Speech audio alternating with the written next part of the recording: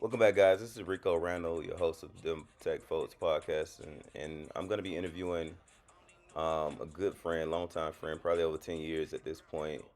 Um, this episode was actually recorded March the 4th, 2023, so over a year now at this point.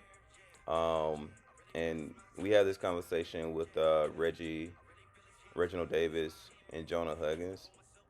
Um, Willie's a kid from Chicago who ended up joining the Navy and getting into cyber. So it's a very informative conversation. We talk about mentorship. We talk about the field of cybersecurity, and also we hit on some AI stuff.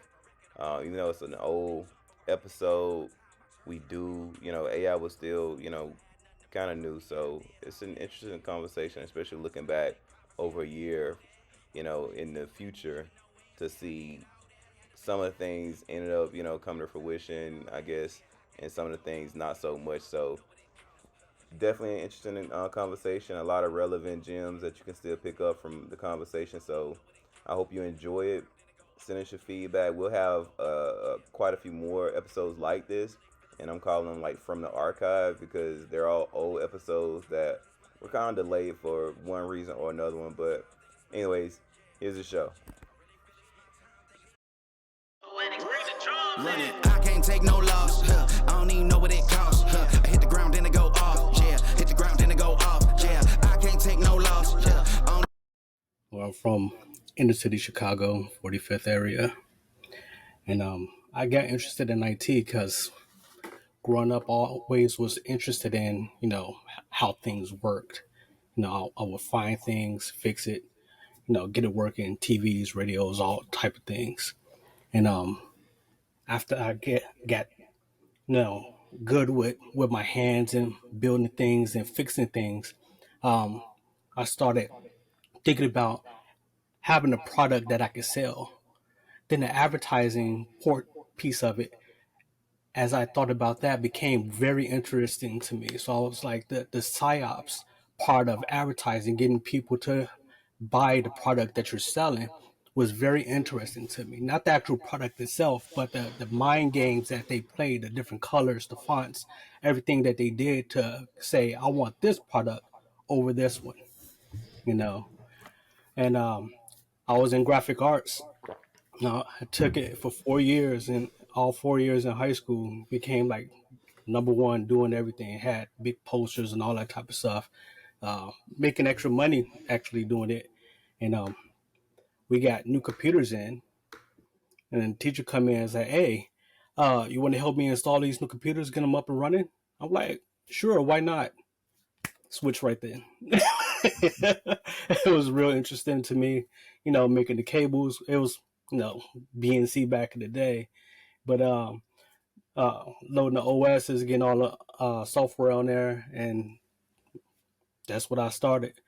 My interest in What IT. level of schooling was this when you was This was making? high school. Oh This wow, was well way back in high school. So you guys had an actual tech program at school. we did. That was Okay, the only tech program. We didn't. They got rid of all the others, and we had computers in two locations: in calculus for some odd reason, and graphic design, and that's it. gotcha, gotcha. And then they came in, did the ASVAB. I was like, "What is this for?" It says to go to the military. Like, I'm not doing this. Okay, Saw a gotcha. Christmas tree in '93. All So, right, and I didn't get enough scholarships for to go to college. And then, so I went down to the recruiting office, the one that said I wasn't gonna do it. Me being from Chicago, Navy boot camp is right there, so I was able to go down to Great Lakes, talk to people, see what they do, eat their food, no, see what job that's immediately translatable from service to civilian life, and became a cryptologic technician, which was pretty much I was on the maintenance branch of cryptologic work. So I learned IT, Intel, and operations, and I've been doing that ever since. you say you wasn't going to the Navy. We obviously understand that it didn't happen the way you thought it would. Yeah, Um, 24 years later. yeah, you know what I mean. So you joined the Navy. You were doing crypto. You were a crypto. Say that again. Cryptologic, Cryptologic, cryptologic technician. cryptologic superstar. I'll just say that because I want to screw it up. And how'd you end up getting into the stuff that you were doing when we met? Because you wasn't Well, necessarily. I mean, not saying it's not related. It's definitely related. But I did the path that everyone else did. Help desk, running cables, fixing end user devices. And I moved up to operations, and then in Puerto Rico, I was stationed there. I was a sailor of the year, and we were shutting that base down. So me as a sailor of the year, the detailers come to the base and let you pick orders. So they had Diego Garcia, they had London with the network vulnerability technician training, and then everything else was Hayes Gray underway, ships. So I'm like, what is this NSVT? They're like network vulnerability security technician. I'll take that. So I went to the Navy IE hacking school and did network exploitation for some time after that. And then I found out it was more jobs defending information than exploiting it. So I switched over. smart, smart. Is that? Would you say that's still the case today? It is. That's my primary job here. There's a lot of people, especially after the executive order from Biden, the 14028, a lot of people are looking to defend their infrastructure because, I mean, you got whole nation states hacking school systems and hospitals because they know they're going to pay. Come Yeah, back you talking 6 months about later ransomware, with a right? different gang name and do it again. So a lot of people are looking to harden their systems quickly because everyone's moving to the cloud, but everyone's not moving to the cloud at the same time. Once you retired from the Navy after 24 years of service, thank you for your service. Thank Um, you for yours. how did that transition happen? How did you know about I mean, obviously you got tabs, the transitioning courses that they give you when you get ready to get out, help you write your resume and all the other stuff. But what other unofficial mechanisms did you leverage as you were making that transition? When I was in London, after I left Puerto Rico, I was in London and they had a program to get certifications. So I just started knocking out a bunch of them.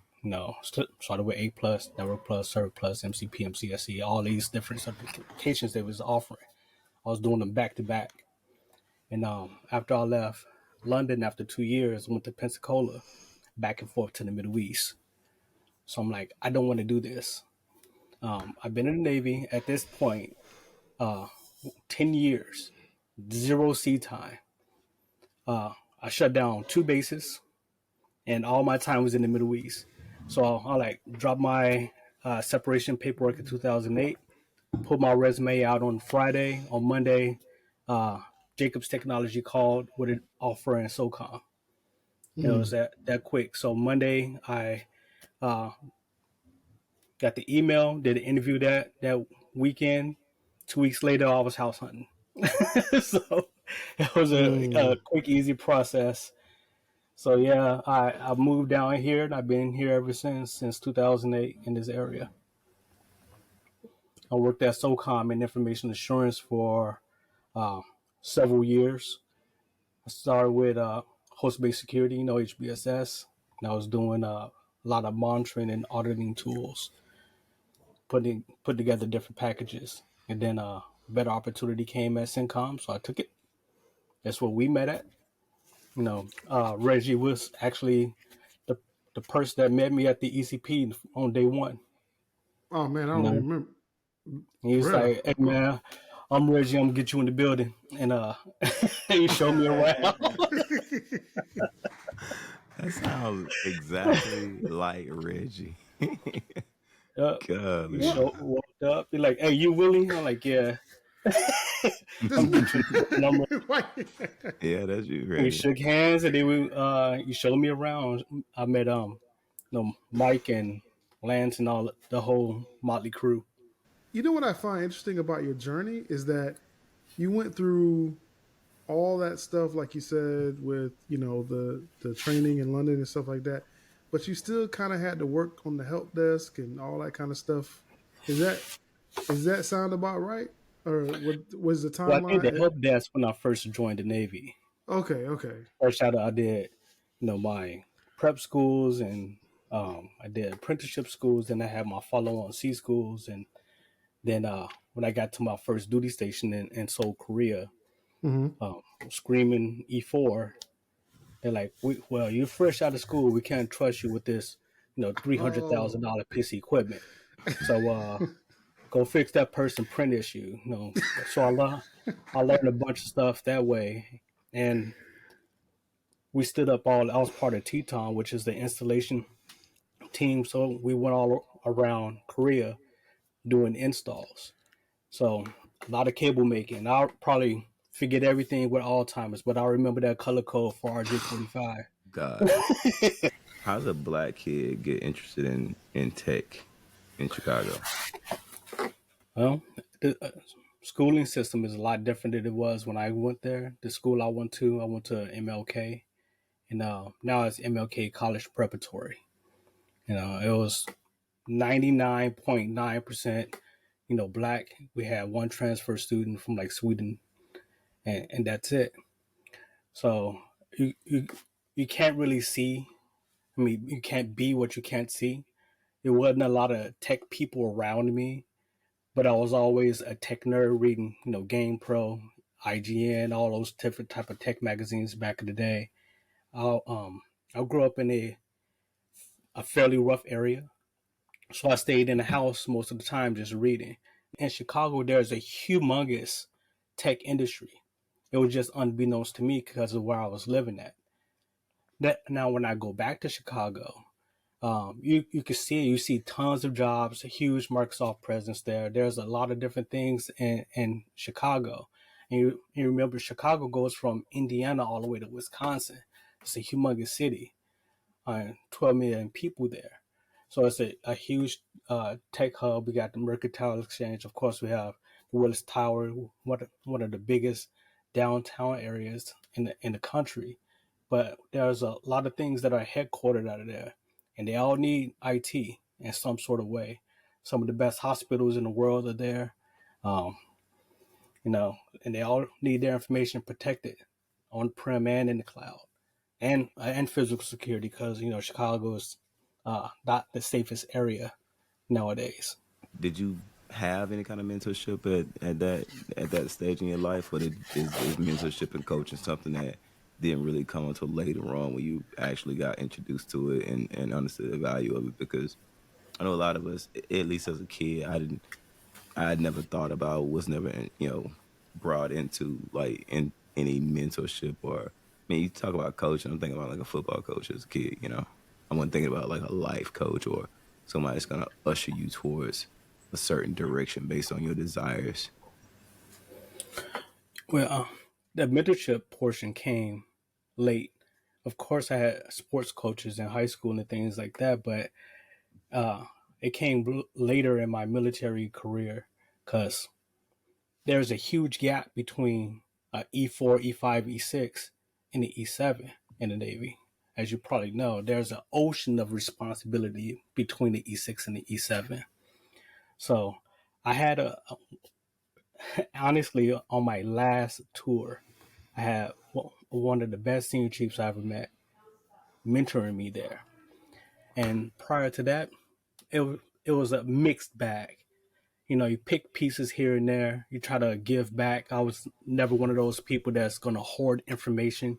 Never one of those ones that's holding the secret from everyone else. It's none of that. Oh, job security, bro. I'm not going to tell you the secret sauce. No, I was always um, looking to help someone out.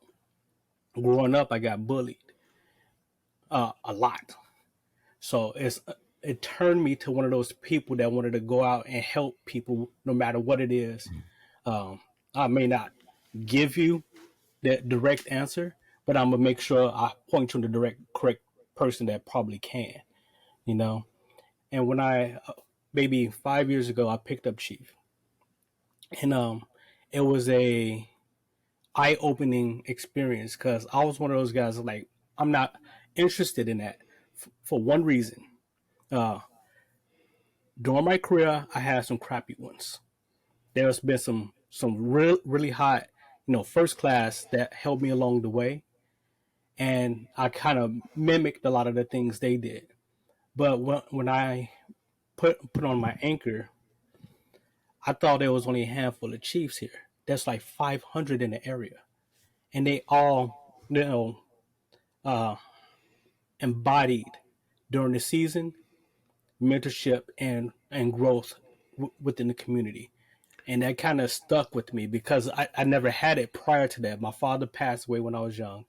My uncles were not around, so I really just had what I thought of in my own head as a So, man. You know, so, so go ahead. just a quick thing for clarification. So a lot of people that's on the call probably have been in, but they're out of the military. So it sounds like you're still in. You're still a No, reservist. I retired, but Okay. in the Navy, during the chief season, which is a 10-month process, Mm-hmm. everyone kicks in and helps. Okay. Okay. So, as if you retire E6 and below, typically you don't see them anymore. But as a chief, you show up to the trainings, you show up to, fundraisers, do whatever you can to get this person that's been selected for the next pay grade across that big ocean of responsibility that I was mentioned earlier. So I still participate that way. When you started Yeah. in the private sector, were you still in, or did you get out Yeah, and then start? I retired 2 years ago. Okay. Okay. So yeah, I went from active to reserve when I moved down here because one, going to Afghanistan, then Iraq, and then Oman, and I'm in the Navy. Like, okay, enough is enough. So I got tired of going to the Middle East. Got out, had my time where it couldn't be deployed. As soon as that expired, they sent me right back to the Middle East. And right now you're a Microsoft, Mm-hmm. right? So is there like any kind of like certifications that you have to get and maintain? Is it all Microsoft certifications or is it just Mostly, but mostly? Okay. I support federal, so I have to get whatever they mandate as well, which is typically the 80, what is 8725, whatever, 8570. 8570. There you They go. call it something else now. I think they Yeah. evolved it, So but yeah, it's the same so it's stuff. basic security plus, which typically is not applicable to the job that I'm doing for them. So I get it, maintain it, and of course we have our annual requirements for continued education. So I knock those out. But a So lot of anybody out those, there that doesn't know what it is, like 8570, or like I said, I think they rebranded it to some other name, but 8570 is a requirement, a directive. What is it? Requirement or directive? Anyways, it it mandates that if you manage or utilize information systems, that you have to have a certain certification level. And right? so If you have privileged access, you got to have privilege access. So you have to have security. a base level of security cert based on your level. It's levels one, two, and three, and then Mm-hmm. you also have to have a technical certification. So if you're managing a Cisco switch, I want you to have a CCNA or whatever based on that level. But go ahead, man. You understand what other certifications I'm working with? Most Hmm. of the stuff that um, I do a lot of on-prem things. Like I said, I'm working on the federal side, but after the executive order from Biden saying we have to harden our infrastructure, 14028, I get maybe 8 or 9 requests per week to get their systems hardened via privileged access, enforcing least privilege, all these type of things. And on the federal side, a lot of the federal government is slowly moving to the cloud. As you know, the federal government moved at the speed of tectonic plates, but once they buy the contract, and we go in and say, these are the features that you have, and we show the demo of how all of this effort that they're doing every day with 40 people can be lifted to the cloud and they can wash their hands of it. Then they start to migrate.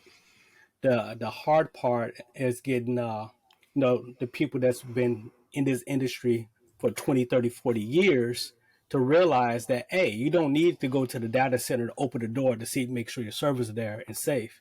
It's not a physical security thing having, the ECP in a server room with a lock and limited access. No, put it up there and none of these things are gonna be affected. So, but all of the on-prem stuff still exists, even though our focus is the cloud. Everyone, Amazon, Google, Microsoft, everyone's focused on the cloud right now. But state and local government don't have the funding that the federal government has. Schools don't have that funding. Even big name schools like Harvard and Yale, they're reaching out because they're still getting compromised. And a lot of places are buying ransomware insurance, which I'm against totally because it just incentivizes people to do it. Mm. They go in, you're going to file a claim, then you're going to get paid out, and then they're going to just come back and do it again because most people are not proactive in protecting themselves. So I do a lot of recu- um, recovery efforts. So after the fact, after they've been compromised, after they've already paid, 6, 7 figure ransoms, now they want to go in and rebuild the proper way. Mm. Like even at our previous location where we was working, they had a technical roadmap and a security roadmap separate. Now, first thing I asked was why? Why are these not lockstep? Last thing you want to do is try to bolt security on at the end because we don't secure our perimeter anymore. Your perimeter is not your BGP router. It's wherever your user goes. And if you move it to the cloud and you have all of these adopted services, now your users all over the globe, you need to protect as you build it out to make sure it's going to work. So, but that's the battle So we fight every day. It keeps us yeah, employed, right? yeah, you talk about a very interesting challenge. You just brought up a very interesting challenge. So, um, in your cyber journey, as you talk to customers and stuff like that, how often is security a afterthought? 90% of the time, because a lot of the times they've already been compromised, or they're trying to prevent being ransomed because the counties around them or the locations around them have already been hit. So, like, well, we see the writing on the wall, and so we're trying to get in front of it. And it's never a technological issue. It's always political and policy. That's it. It's never a technical issue. All of these things that we're teaching people have existed for decades. It's just getting people to not have the entire IT staff as the main admin or getting the brass to enforce the policies. So it's never a technical, it's always political and sometimes training or and policy. That's So pretty it's scary. most of the time it's always an afterthought. It's pretty scary for sure. It is. It is. And I put it out there like, well, when you bought your house, did you wait to put on locks on your doors and security cameras and a fence around the gate? Do you wait on those type of things? Do you like you using LastPass, but that's not going to protect you if your password is weak. you know, you have to have the mindset that it's more than just script kiddies out there. We're not battling the Melissa virus anymore. We're not worried about I love you virus. Oh, haha, I emailed everyone in your contact list. Your entire organization live and breathe off of data. And if all of that's taken away from you, then guess what? You just go under. Some businesses can't uh, afford to be out of work for a day or two. Their profit margin is so narrow that they get ransomed. They either pay the ransom or close the door. In most cases, it's both. So it's just hard to get people to read the headlines and realize that that whole "it's not going to happen to me" mentality doesn't work. You know, might as well just do it now because it's cheaper to pay for a workshop or do it right now. Hire someone to do it for you than to be ransomed or compromise all of your data taken from you. And what are they going to do? Give you 6 months of identity monitoring? You're talking about educating the user, which is Right, what's usually referred to as the weakest link in the chain. right. Yeah, workshops, just knowledge transfers, helping them understand that I'm not here to say, hey, your staff is wrong. Like, they probably know this, but is getting pushback. And sometimes it just takes that outside entity for the brass to believe it. Like, well, I've been saying the same thing for 6 months, but this guy come in and said the exact same thing I just said, and now the brass is nodding his head like, when do we begin?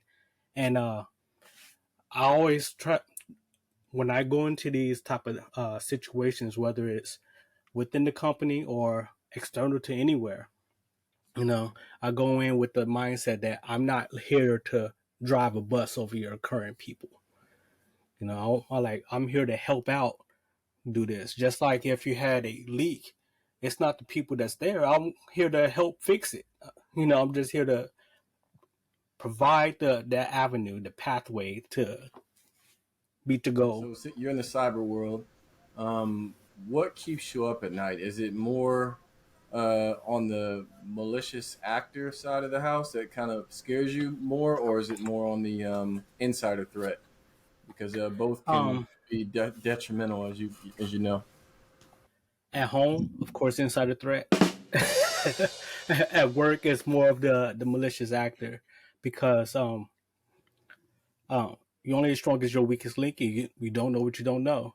You don't know if this piece of whatever is compromised. And nowadays, with so many different moving products on our working devices, you have products from various vendors. Uh, Patch Tuesday come out, Wednesday something's compromised within that same patch cycle. So it's always trying to be ahead of the current trends. Right now, the current trend is ransom.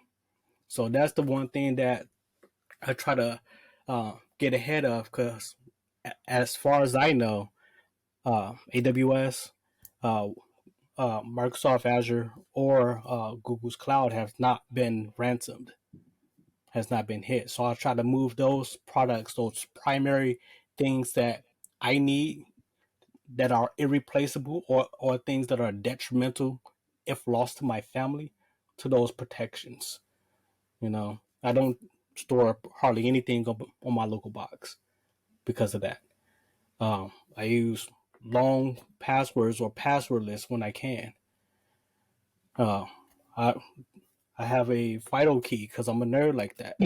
you know, I do things to try to increase um, the likelihood of protections and try to put those deterrents in. So if there's a patient zero, they'll look in and see the protections that are in place and just back out. Like when you see those flash lights on the road, you slow down and just like, I'm not gonna do this. So, well, you started to touch on it, but I'm curious, and I'm sure everybody else who's listening is probably curious. What are some things that the typical, Joe Blow can do to protect themselves? I've heard you say long passwords, maybe BitLocker, stuff like that. But what else would you recommend for the normal guy to protect themselves? At home, Yes, sir. Not in the enterprise. More of just walking around. yeah, just go passwordless if you can, because passwordless requires two things: something you have and an encrypted device. Because if you go like authenticator, that is an encrypted. encrypted passphrase that's on your device and only that device. So that person, one, have to have your fingerprint or your face or retina in order to get into your phone or whatever you're using. They'll also have to get into the authenticator app, and then they have to put this code in that's every 30 seconds flipping in order to access any of your data. So that's something that I've been doing at home on all of our financial and email and everything type of accounts. I don't type a password to anything. Is it annoying and a couple more steps? Yeah, absolutely. You have to get my phone, have to authenticate to this, authenticate to the next app, type in the password, put my fingerprint in. But guess what? No one else has any of these accesses. You know, so um, I held a workshop for parents about home internet safety, and I had to keep caveating, knocking on the desk, tapping my foot, like this is in your home, connected to your devices at home. If Jimmy disconnects, none of this stuff is going to work. So you still have to be a parent, you know. You still have to monitor what he's doing, put those guardrails in so that Jimmy's not doing malicious things and then reconnecting to your home network, you know. So like just educating parents, because us in the IT field, we forget how big the gap is between us and Becky down the street. They don't know anything about IT. They know computers exist and that's it. Maybe how to work a couple office products, but that's about it. So just trying to break it down to layman's terms, to words and phrases that they understand. So whenever I talk to people, I talk to them first. See what type of things they're talking about. If they're talking a lot about football, I try to relate the content that I'm gonna try to give to them to football some sort of way. You know, makes it stick a little bit better. But at home, just making sure that your passwords are strong. Don't have to memorize them. Use a password manager of some sort and go passwordless wherever you can. All right, thank you for that. Mm-hmm. I definitely I've had some friends that have gotten some weird emails from Yeah. guys who said that they owe them money on PayPal and to call them and then to click on this link so that they could screen share. Right. I've had some friends that actually called me and say, hey, this guy wants me to transfer this money, and I'm like, hey man, if anybody asks you for money, tell them no. Tell them to Right. Like, no, call that's you obvious. 16 more times. Right. Like, no, Send don't something click in the on any mail. link. And that's the thing. Like I have a saying, you can't patch people.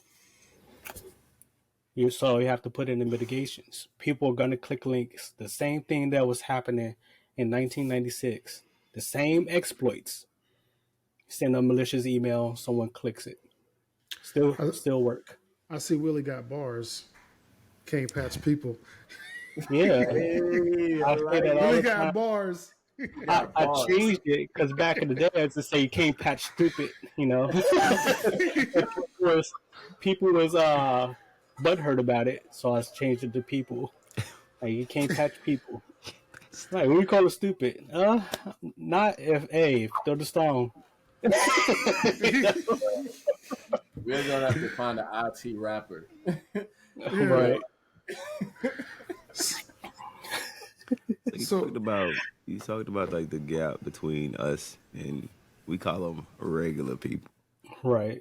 Uh, what would you do? How would your path be different, or would it be different if you were reset to be a regular person and then moving back into or trying to get into IT right now, like knowing what you know right now and having the Um, industry be where it is right now?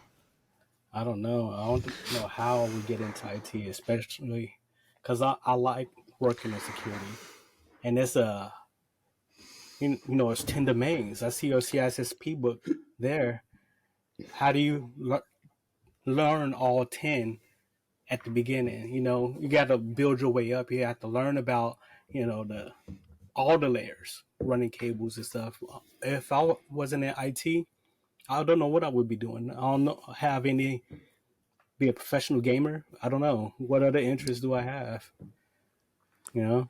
Yeah, and I typically I talk to people about this all the time. It's an ongoing and open debate still, because I know you talk about like the nuances, like the foundational aspects of IT. Because you, like me, you know a lot about a lot of those different areas, right? You've run Right. cables and you've dealt with different parts of the OS and done different things, so you can kind of speak to Right. a lot of those areas. Whereas a lot of people, the traditional networking person, I mean, at least like for Jonah, right? When we first met, you strong networking, you kind of just dealt in networking. When there was a networking problem, people called you. Now your career has evolved to where now you're a cloud engineer. I don't know if that's your official title, but you're working in cloud, but you also have a network background. So you can kind of resonate a little bit more with a VPC or other network components and other cloud providers, what that means, because they all come from the traditional networking, right? They're Yeah, abstracted now, but yeah, 100%. So the great thing about coming from, I feel like anytime I talk to anybody about IT, I say the same thing. You should get your foundation in networking. You got to know how computers talk. Unless Right. you're interested in building, building websites and coding, that's a different ball game. But even then, you got to know how, one Docker container talks to another, or if you know the, like you said, the layers of the OSI model, you're good to go. And you're 100% right. That foundational information is important, especially if you're working in operations security and things like that. I feel like the biggest problem that when it comes to across the board in IT is that people just want it to work and they think about security completely last. So they'll put out a homegrown application that's popping over open dozens of ports that are vulnerable. They're like, oh, I connect to my app via RDP, or like, well, that's not allowed. We don't do that here. We don't RDP from an external source, and a lot of people just don't realize the things that they're doing until it's actually too late, because they think about how it's going to work, and they engineer in the silo. So it's without that foundational background, it's kind of hard to discern the answer for something you don't know without the information in the background.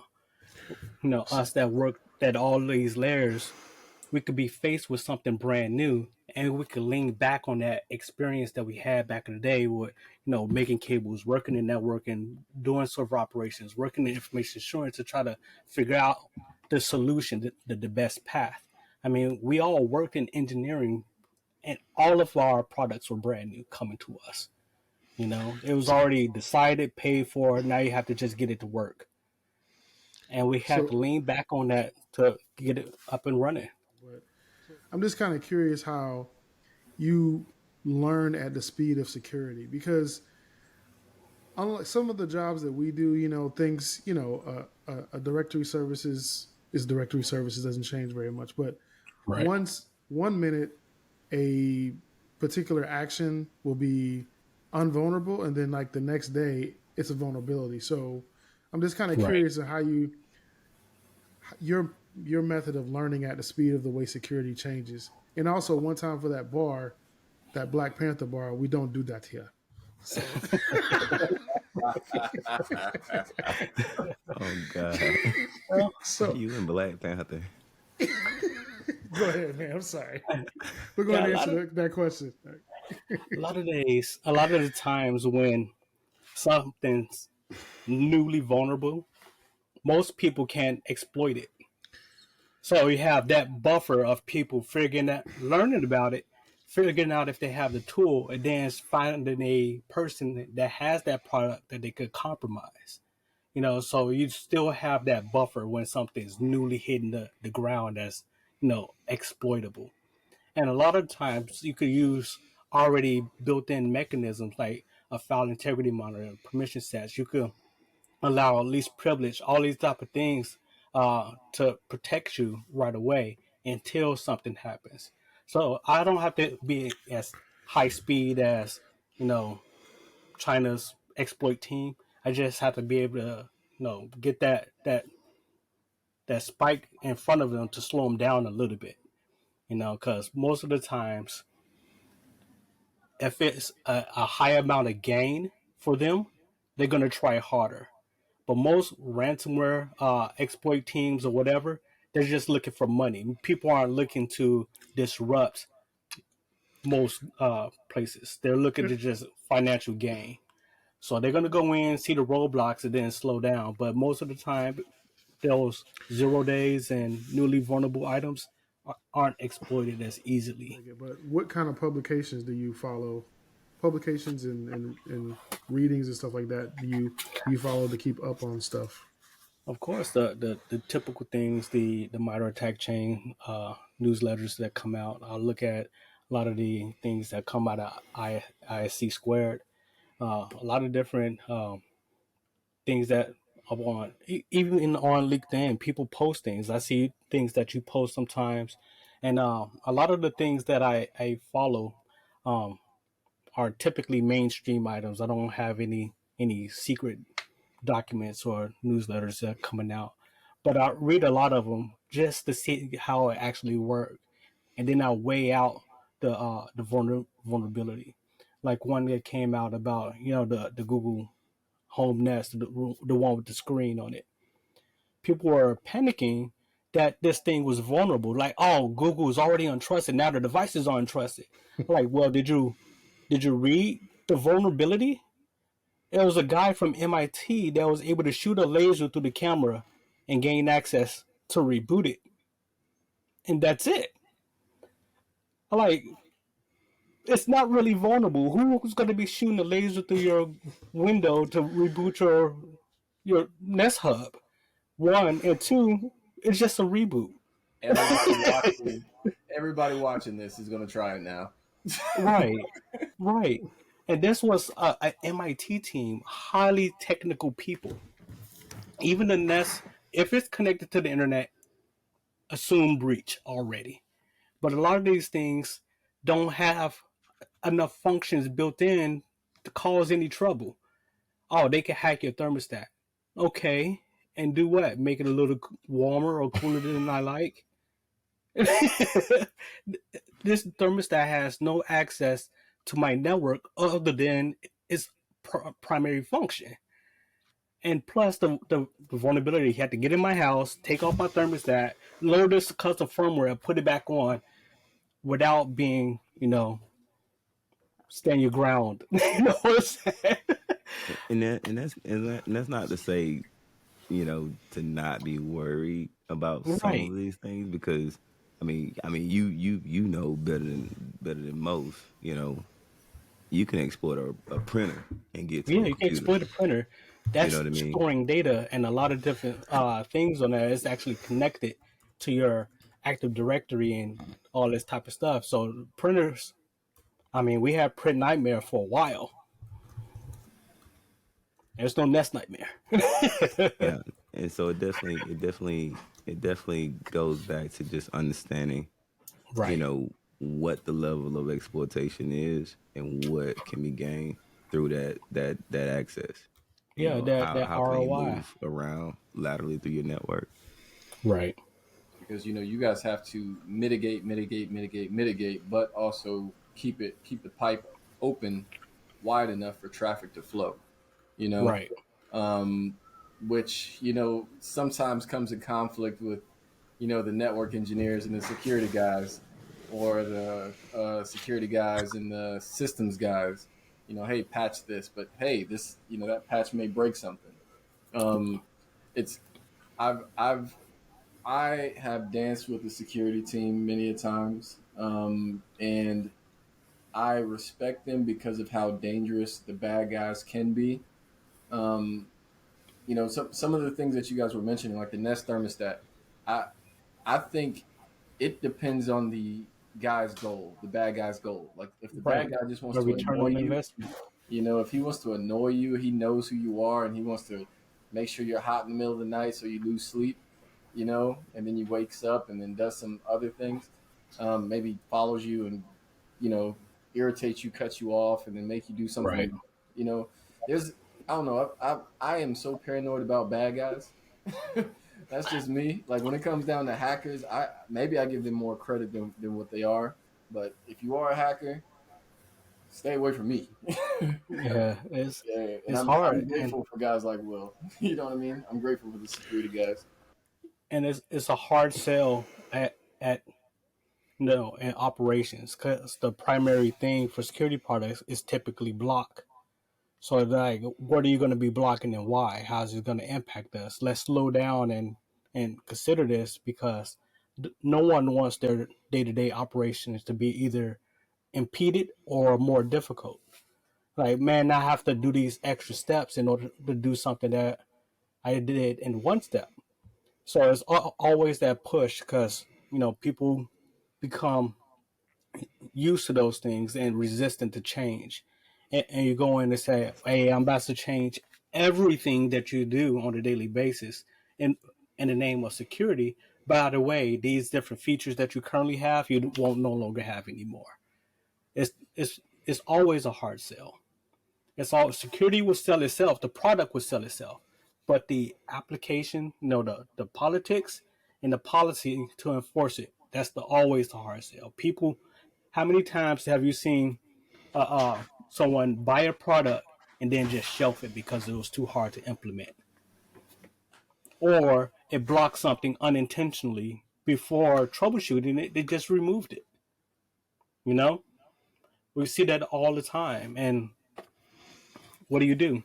Do you just say, all right, wash your hands of it? Or do you try to approach the situation from a different angle to tell them, give them that what's in it for me type of mindset? Like, we already have it. And of course, like anything, it's going to be an uphill battle to get it implemented. But let's talk about those steps and try to break down each process so that we can move forward. Because last thing I want to do is come here and help you guys, and then 2 weeks later, I see you as a headline. You know, so let's try to work our way through it. And it's always going to be some sort of new attack every single day. There's about 12,000 viruses Oh released. yeah, I'm sure we all remember Log4j, Yeah. Log4Shell. That one was pretty fun to deal with. Yeah. And I'm So sure it's pretty rampant out there still because a lot of people were using it and a lot of people don't want to change. speaking of a lot of people are using it, we always seem to go back to this. So it kind of seems like I have to ask this question: what are your views on Chat GPT and AI, and what in its impact on the workforce and what we do in this industry, this tech industry? Well, people are already losing jobs and some people are gaining jobs. There are people that are prompt engineers that are making 350 to make AI a little bit better, you know? And with Chat GPT, there's a lot of use cases for it. You combine it with like a IBM Watson or something that they're currently using to help out in the medical field, or with they're actually using Chat GPT in courthouses and everything. But when it comes to AI, um, there are a bunch of use cases. There are some that I see no reason to exist, such as avatars. Like I seen a brief where it was a young Asian lady that was briefing the whole time. I'm sitting there watching it and said, by the way, this is computer generated on the fly, and it zooms out and there's some big redhead dude. I don't see a use case for that unless someone is severely, injured and they want to present themselves as they used to look.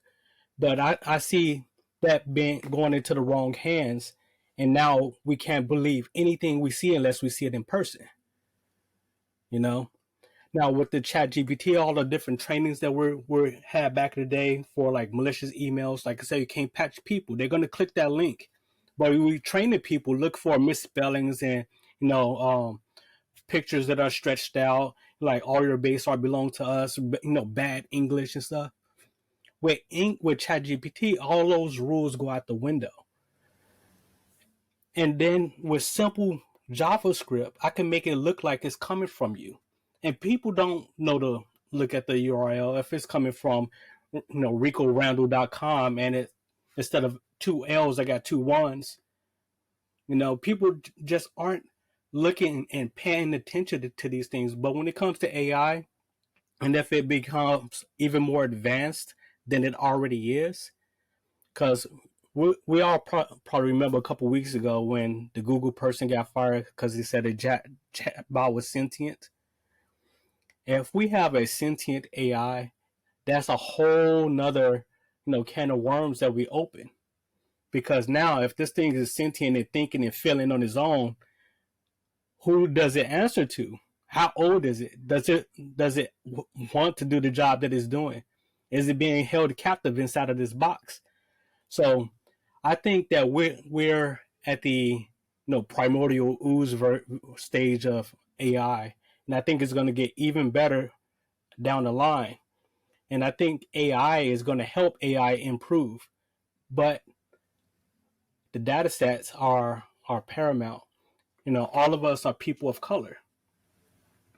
If they use the data sets based off the current, you know, standing of America, it's going to be corrupted.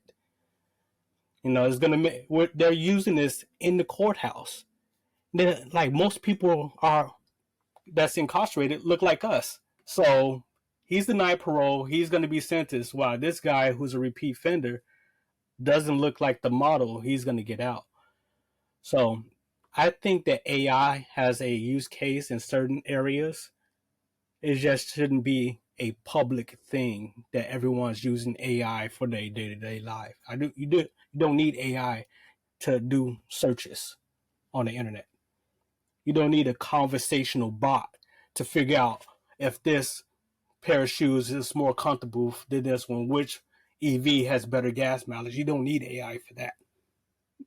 So it's good and bad, but right now I don't think it's going to be useful enough. And human nature, we invent something, then we immediately weaponize it. So Yeah, I Hey, agree with that. I Rico. mean, I think up front it's a new shiny toy that yeah, everybody's kind of wanting to just play around and poke around with, and over a certain period of time, the masses that don't find utility in it, because I do find it is a tool. It's a tool yeah, that it lowers the barrier of entry for certain skills, certain skill work. There's AI that does programming. right, It won't you write a complete program that does everything you need it to do, but it'll give you a good foundational start. right, Um, so yeah, you upskill, you allow a lot of Ansible, programmers or whatever language it is they're programming in. It allows them to elevate the game.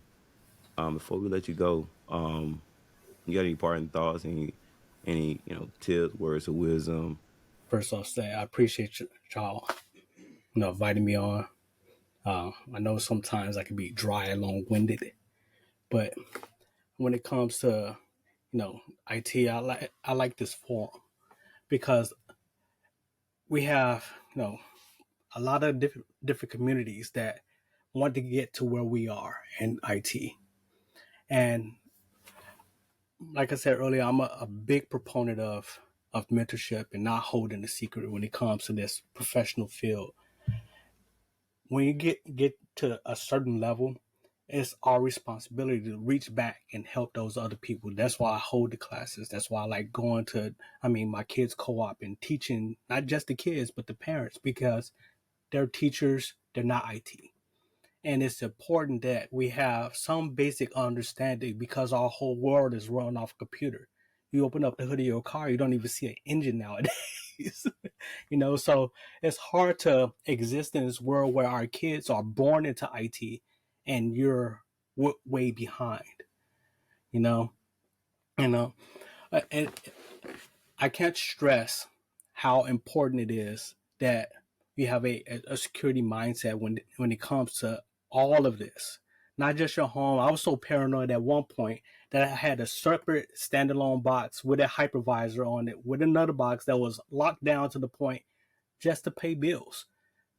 you know, and it was a little bit overkill, but I have to step back and think about um, the the how many people are attached to the internet, how many people are using Internet of Things, and the different laws that we have on the books, the Executive Order 1233, 333, the UCIT 18 that says we cannot collect on U.S. persons unless it's some sort of um, immediate threat. But then I think about Homeland Security Act and the different things that do all of those executive orders out of the door. So we have security through sheer numbers. There's billions of people connected to the internet. There's billions of mobile devices connected to the cell towers worldwide. How am I to be identified out of these massive numbers? It doesn't really matter. I just gonna make sure I secure everything from my mindset until every signal that transmits from my devices. People say, "Oh, how are you going to pick your phone off a cell tower?" I don't care. I don't care what method it is. I'm going to protect myself. Just like people carry weapons wherever they go, just in case. I'm going to secure my information, secure my home, secure my family everywhere I go to. Because if you never know what's going to be out there. The next day, like you said, it could be something vulnerable. And figure out how to jam your cameras or pop your car door open without touching it. And that technology exists. There are devices that will unlock your car like a key fob without them even touching it. What's the use case of that? There's a lot of things that they put out there that are meant for good, but people ain't shit. We're gonna weaponize everything. So the best thing to do is protect yourself, have a security mindset, share the wealth of information that you have, and always try to bring those people up. I know all of us work with people that are junior, green, and they're looking at you like, man, I want to get to where these cats are. Help them. Help them. Big facts. I think we literally just scratched the surface on this, right? This discussion is so vast and so wide. I think in another session or something like that, we have to, because this is just I think really solid conversation. So I feel like we literally just scratched the surface on this. So I I really definitely want appreciate. to have a straight security or cyber Right. session, just and bring It's all the guys wide. on that know this stuff Yeah. and just So chop it up. yeah, and again, thanks again, Will. Um, I I really appreciate you coming on. I didn't want to I know we kind of work for the same company, so I didn't want to talk too much, but I appreciate you coming on. I appreciate you taking the time to come on. I appreciate your honest and raw feedback. And like Reginald said, we were just scratching the surface of how how vulnerable you could be as a person or as an enterprise, as a household. The different shoot, what's one of those things? What you put on social media, like Right. people can pick up, your kid's school from their background, from the Yeah. background picture, or if it's not you that posts, it's maybe your wife posts something, maybe it has your license plate in the back. Right. There's ways to scrape data. So what Reginald said is exactly correct. This is a big topic, and we're happy to have guys like you out there protecting, the enterprises, educating the families and the kids. So thank you for coming, and I really appreciate you, and I'd love to hear more from you in the future. I resonate fully with you on the whole the fear factor of it, man. I took a hacking boot camp a long time ago. Came home, wiped all of my shit, reloaded. all of my shit, bro. Right. Cause it's just, and this is like what 15 years ago. Right. It's way worse now. You know, Way and worse. it ain't about finding stuff. I mean, there's tools that can hide shit from your kernel. You know, so you're not gonna find it. Right. Like Pegasus. You know what I mean. Keep raising the awareness and keep showing people that there are people that are from the disenfranchised side of the house that's doing amazing thing, doing amazing work. And you know, my biggest passion is just being able to convey that so people, the kids that's coming up behind us, they can reach for this stuff. Right. Because the You problem got I to see go to right those now, areas and show them, yeah, like, look, you can cross these train tracks. right, exactly. But we need to show them that, you know, we need to show them this. We need to show them your story. They need to understand that, hey, a kid that grew up in Chicago, same as them. A kid that went into the Navy, same as them, you know, is doing this and how they did it. It may not necessarily go the same path you're going, but it's a great framework Right. that they can kind of adopt. But I really appreciate you taking out the time to talk with us. You know, Problem. it's always a pleasure talking to and learning from you. When we did work together at Syncom, I mean, Likewise. I picked up so much. Like even that little that little tagging thing that you taught me that you can do with your Gmail account. Right. Man, I tell people about that. They think I'm the smartest person in the world. I'm like, shoo. Yeah. You know what I mean? So I picked up so much, you know, from you. You know, as I do with a lot of smart people. That's why I like to move around with smart people because you just pick up stuff, not because, you know, they're obligated to give you that information. It's just you leak the information, and you amass so much knowledge that your freaking head will explode if you don't get rid of some of that, I assume.